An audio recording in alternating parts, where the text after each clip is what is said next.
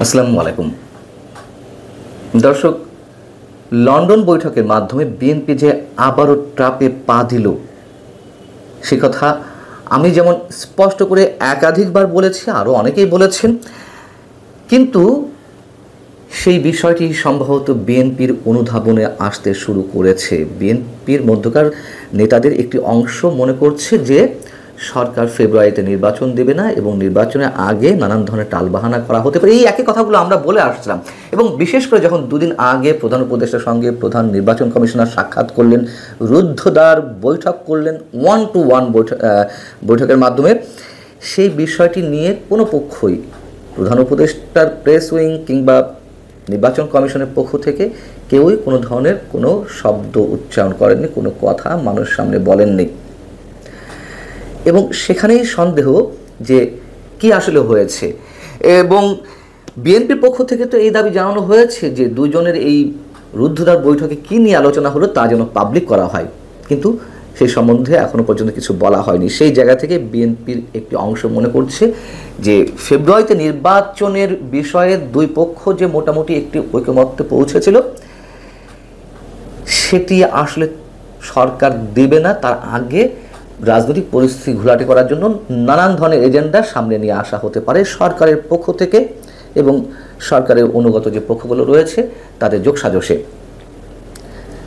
এই কথাগুলোই তো বারবার বলার চেষ্টা করছিলাম, যেমন কি কি বিষয় সামনে এনে রাজনৈতিক পরিস্থিতি ঘোলাটে করা হতে পারে। একটা হচ্ছে জাতীয় নির্বাচনের আগে স্থানীয় সরকার নির্বাচনের দাবি তোলা বেশ জোরে সোরে। এই বিষয়টি সবসময় বলে আসছে যে সরকারের উপদেষ্টাদের মধ্য থেকে এবং বিশেষ করে এনসিপি, জামাতে ইসলামী তাদের যে দাবি সেটা জোরালো সহকারে উঠানো হতে পারে।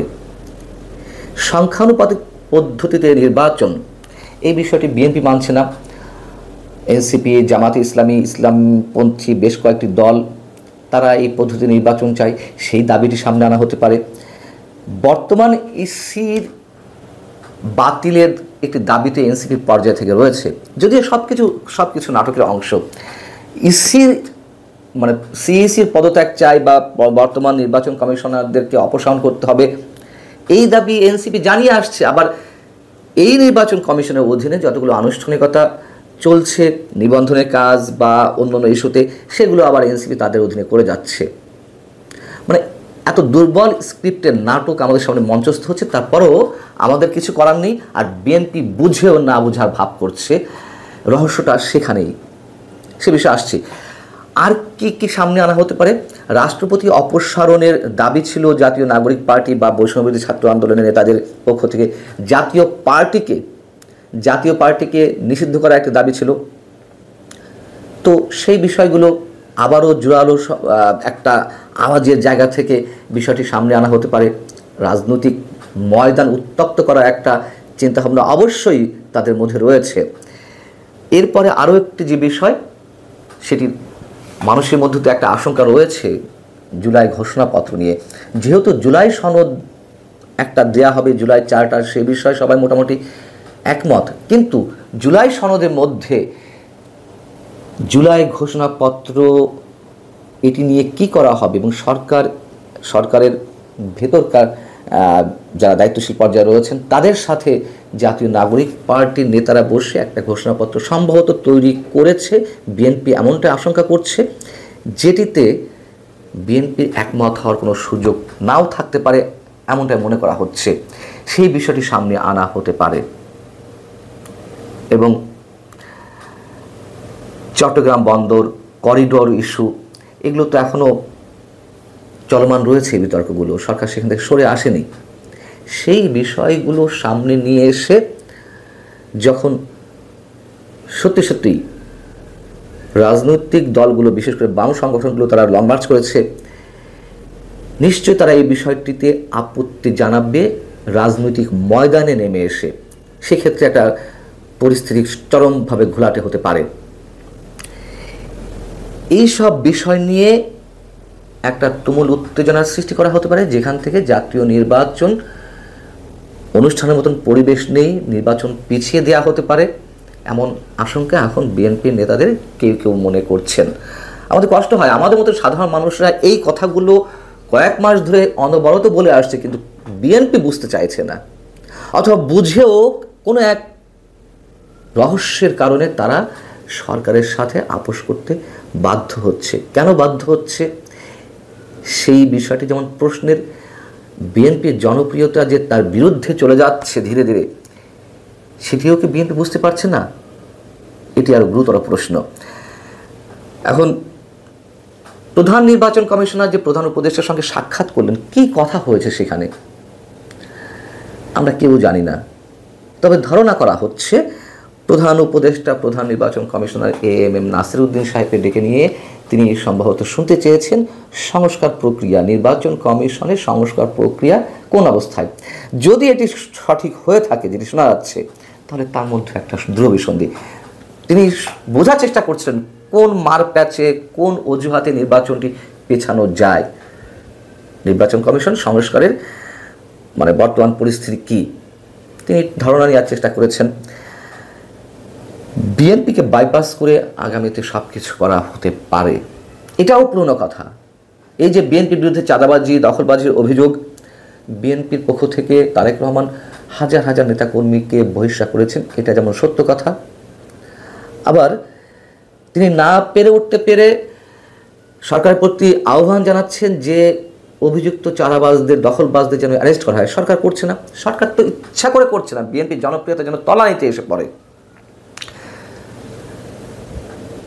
এই বিষয়গুলো আমরা বারবার বলে আসছি এবং বিএনপিকে বাইপাস করে কতটা বেশ সুকৌশলে অন্য দল এক হচ্ছে তার অন্যতম একটি প্রমাণ হচ্ছে একদিন আগে ইসলামী আন্দোলন বাংলাদেশের ব্যানারে যে সমাবেশটি হলো স্থানীয় সরকার নির্বাচনের দাবিতে, সংখ্যানুপাতিক পদ্ধতিতে নির্বাচনের দাবিতে, সেখানে তারা কাদেরকে দাওয়াত দিল হচ্ছে জামাতে ইসলামীকে, এনসিপিকে অর্থাৎ জাতীয় নাগরিক পার্টি, এবি পার্টিকে, গণ অধিকার পরিষদকে, খেলাফত মজলিসের যে দুই ভাগ, সেই দুই ভাগের সবাইকে তারা আমন্ত্রণ জানিয়েছে। সমাবেশটি হয়েছে। অবাক করার বিষয় হচ্ছে এই ইসলামী আন্দোলনের সঙ্গে গত কয়েকদিন আগে, কিছুদিন আগে মির্জা ফখরুল ইসলাম আলমগীর বসেছিলেন এবং বলেছিলেন যে তারা এক হয়ে নির্বাচন করবে বা তাদের একই মানসিকতার পথে হাঁটবে, কিন্তু বিএনপিকে পাশ কাটানো হলো। বিএনপিকে মেসেজগুলো বুঝতে পারছে কেন বিএনপিকে দাওয়াত দেওয়া হয়নি? বলার চেষ্টা করা হচ্ছে ইসলামী আন্দোলন বাংলাদেশের পক্ষ থেকে যে তারা তো সংখ্যানুপাতিক নির্বাচন চায় না। সমাবেশে আমন্ত্রণ জানাতে কি সমস্যা ছিল? তাদের বক্তব্যটা শুনতেন, আপনারা ওইখানে বলতেন জনতার উদ্দেশ্যে যে বিএনপি এটি বলছে, আমরা বিনয়ের সঙ্গে বলছি যে তাদের সঙ্গে আমরা একমত নই। এখন বিএনপি স্থায়ী কমিটির সদস্য সালাউদ্দিন আহমেদ তিনি যেটি গণমাধ্যমকে বলছেন যে যারা এ ধরনের দাবিগুলো তোলার চেষ্টা করছে তাদের একটা উদ্দেশ্য থাকতে পারে, হয় নির্বাচন বিলম্বিত করা অথবা নির্বাচন না হওয়া। এই বিষয়গুলো আমাদের কাছে মনে হচ্ছে। কেন মনে হবে? এখন আপনারা যখন লন্ডন বৈঠকে একটা সিদ্ধান্তে পৌঁছলেন, তাও তো সেটা চূড়ান্ত নয়। সরকার বলেছিল যাবতীয় প্রস্তুতি সম্পন্ন হলে ফেব্রুয়ারিতে নির্বাচন হতে পারে। কেন ইফ বাট কিন্তুর মধ্যে থাকা হলো? কেন চূড়ান্ত ঘোষণায় আপনারা নিয়ে আসতে পারলেন না প্রধান উপদেষ্টাকে?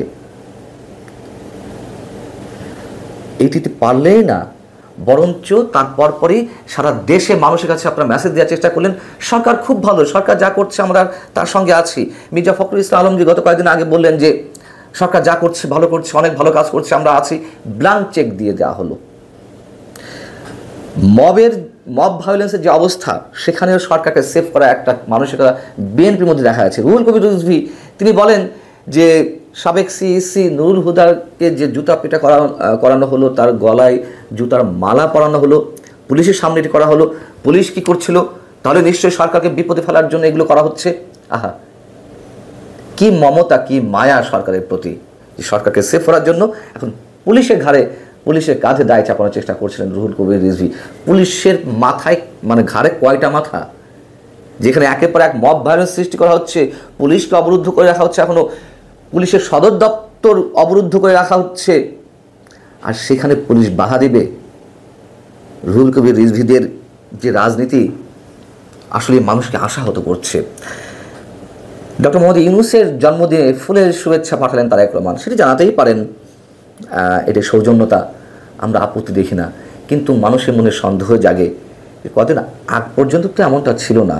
বিএনপির যে অগ্নিমূর্তি আমরা আমাদের সামনে তারা উপস্থাপন করেছে, তাতে এইগুলো আসলে চায় না, মানাচ্ছে না।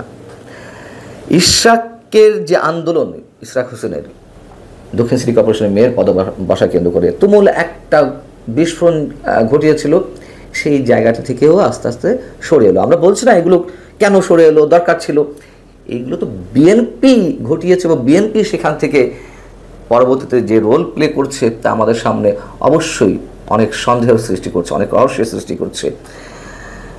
এখন বিএনপির পক্ষ থেকে যে দাবি করা হচ্ছে প্রধান উপদেষ্টা এবং প্রধান নির্বাচন কমিশনের মধ্যে কী কথা হয়েছে, কি বক্তব্য দিলেন প্রধান উপদেষ্টা বা কি বার্তা দিলেন, সেটি প্রকাশ করতে হবে। আচ্ছা ধরুন, আবারও বলি, এ কথা আগেও বলেছি, যে প্রধান নির্বাচন কমিশনার কোনো এক সংবাদ সম্মেলন করে বা সাংবাদিকদের সামনে তিনি বললেন যে হ্যাঁ আমরা ফেব্রুয়ারিতে নির্বাচনের লক্ষ্যে হাঁটছি বা সেইভাবে রোডম্যাপ ঘোষণা দেওয়ার চেষ্টা করছি, এতে করে বিএনপি সান্ত্বনা পেয়ে যাবে।